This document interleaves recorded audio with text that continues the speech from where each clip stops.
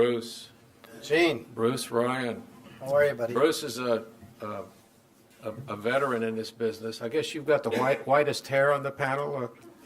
And he's been Is he picking on me? Bruce has got a brokerage with 140 brokers around the country, and you've been doing primarily Reg D offerings now, but at one point you were doing a lot of IPOs, like David was talking about the crash of the IPO market, and now you're doing mostly Reg Ds. What is it going to take for you to get back into the IPO market?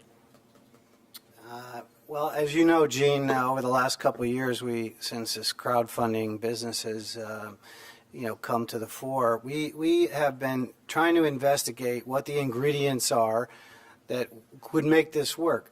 I think, to David's point, I think the last IPO we did was in 2001, which is right close to the peak of when it all fell apart and all the market making went away and all the spreads went away. So there's no reason.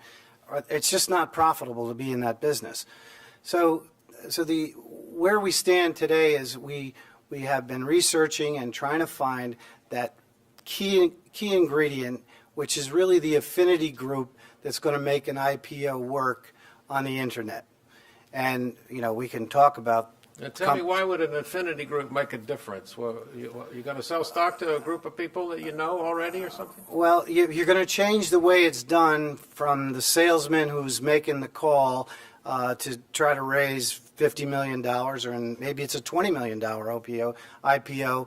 You need to have a new way to do that, and that it's going to make a difference because the IPO is going to be done through some sort of marketing campaign vis-a-vis internet. Let's just take email. I mean, one can go out today, and if, let's say, a company has 100,000 users, obviously a Facebook or Twitter would be hundreds of millions of users. Those kinds of companies are targets for a private company that is currently trying to raise capital, and using their own customers as that base ultimately is what makes sense. I mean, there was a great money manager, Peter Lynch at Magellan Fund in Fidelity, who always said, why not buy the stocks of the companies that you use the products?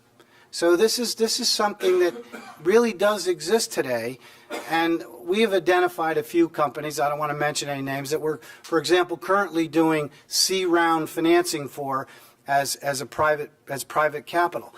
I think there's way too much money in the hands of private capital, or call it venture capital, or private equity firms that continue to push the prices of these securities higher and higher and higher, where as was pointed out earlier, IPO. But pre-IPO, and by the time they come to the IPO, they're fully valued, and the little guy is excluded. You're not in that game. Why is that? Because my feeling is that the wealth managers won't recommend an early stage company. Is that true? Well, the underwriters know that the wealth managers will not recommend a very neat little company that's only got 10 million in revenue or whatever, and they only recommend the Facebooks and the Twitters as part of their because they did the IPO in it or something. Well, I'm not so sure that that's true, that they wouldn't recommend it for the right customer.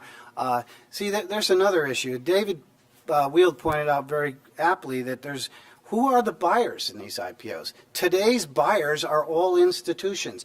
Individuals don't get stock. I heard the Twitter IPO, there were no retail buyers. Is David still around? I heard the Twitter IPO was all institutional, that they would completely close the offering to retailers. Is that true? I don't know that for a fact. I didn't get any. I didn't either. I tried. And we have 5,000 retail customers, but and I don't even ask. Did you try for an allocation for your customers? No, I don't think Goldman Sachs is going to give me an allocation. So it really, it's a shift that we have to consider. There are plenty of companies out there today that are valued in the, say, $50 to $100 million market cap in the private world that could easily go out and raise 10 to, say, $50 million in a small IPO that could very clearly be marketed in a traditional fashion. But would be much more effectively marketed through a marketing campaign on the internet. To their own users, customers? To their own affinity customers. group? And we've identified a few, and hopefully we will be the first or one of the first firms to bring one of these companies to the marketplace, allow individuals vis-a-vis the internet to be the early investors. There are some things that are different about it. It's not, an IPO is typically a firm commitment offering. These would have to be done as a best efforts deal, because how do you aggregate all these people? Self-underwritten, best Yes, effort. yeah.